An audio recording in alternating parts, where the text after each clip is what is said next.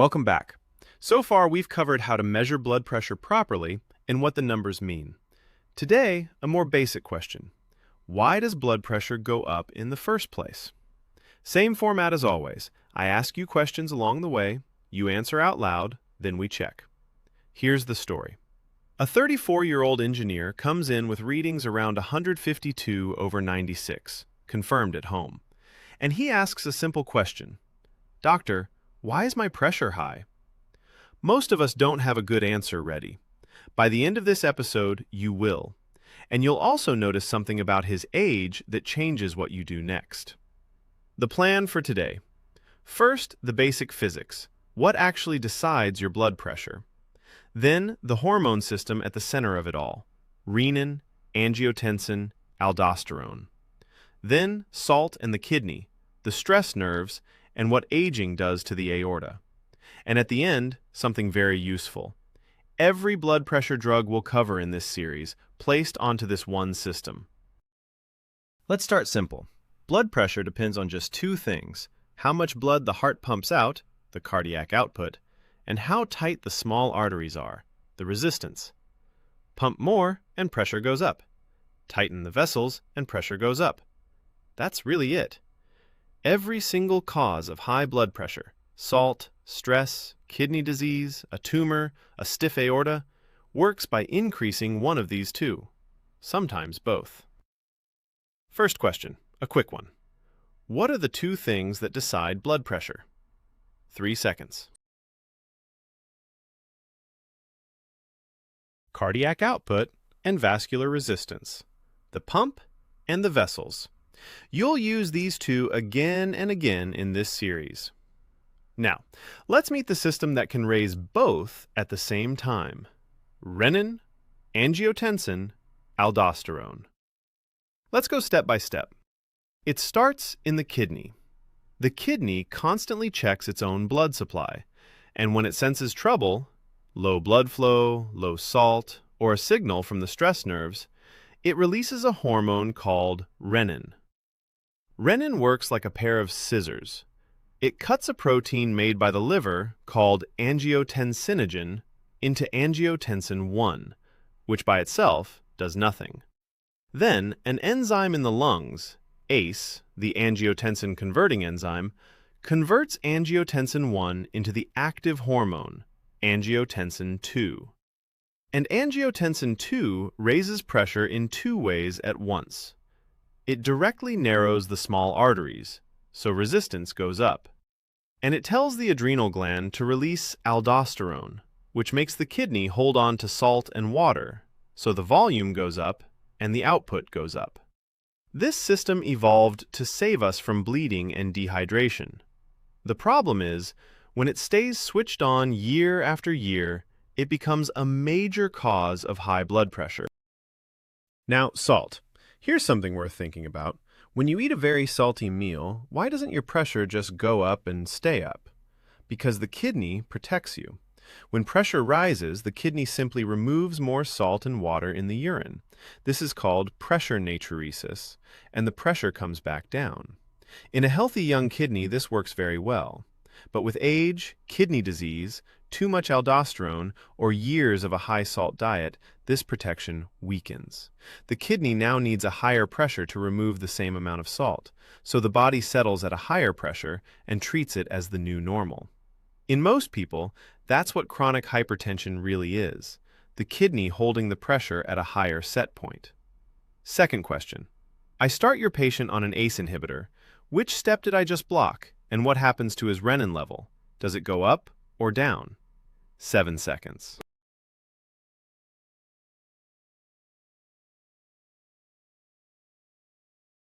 The block is at ACE. Angiotensin 1 can no longer become angiotensin 2. And the renin level goes up, not down. Here's why.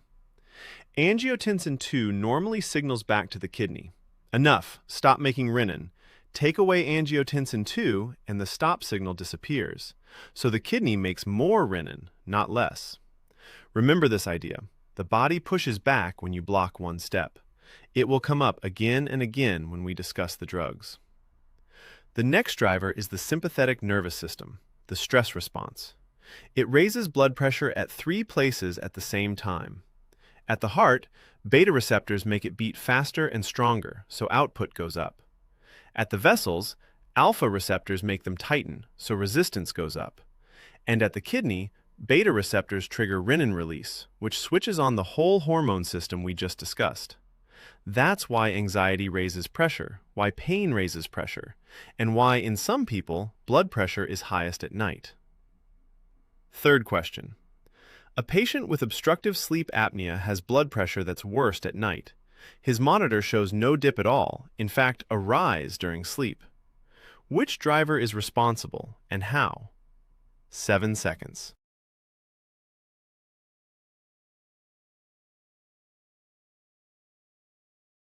The sympathetic system. Every time he stops breathing, his oxygen falls, the brain panics, and it fires a burst of stress signals, and the pressure spikes. This repeats all night, every night. That's why sleep apnea is one of the important causes of nighttime and hard-to-control hypertension, and why a monitor showing no nighttime dip should make you think of it. One driver left, and it explains most high blood pressure after 70, the aorta itself. In a young person, the aorta is elastic. With each heartbeat, it stretches, absorbs part of the force, and then springs back between beats, so the systolic doesn't go too high, and the diastolic stays supported. With age, the aorta becomes stiff. It can't stretch, so the full force of each beat passes straight through, and the systolic climbs. And it can't spring back, so nothing holds up the diastolic, and it falls. High systolic, low diastolic. A wide gap between the two. Last question. An 82-year-old, 168/68. Why is the systolic so high while the diastolic is actually low? 7 seconds.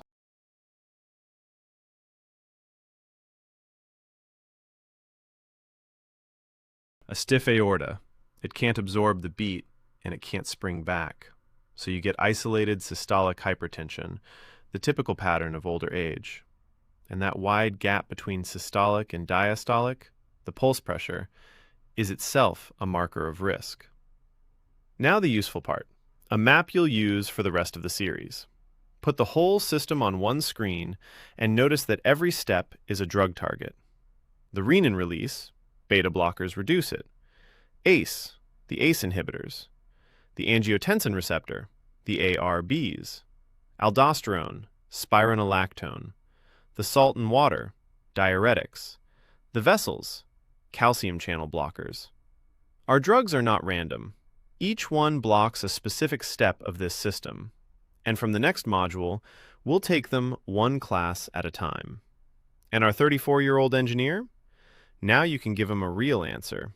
In most people, high blood pressure comes from this system plus salt, body weight, genes, and age.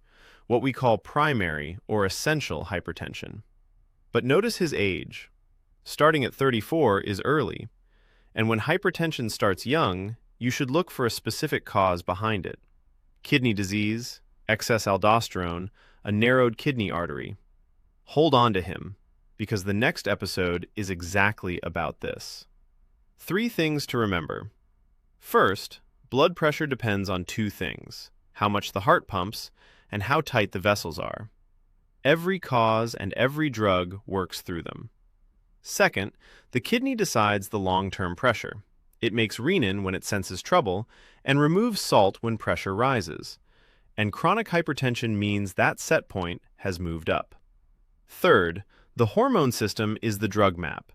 Renin, ACE, receptor, aldosterone, volume, vessels.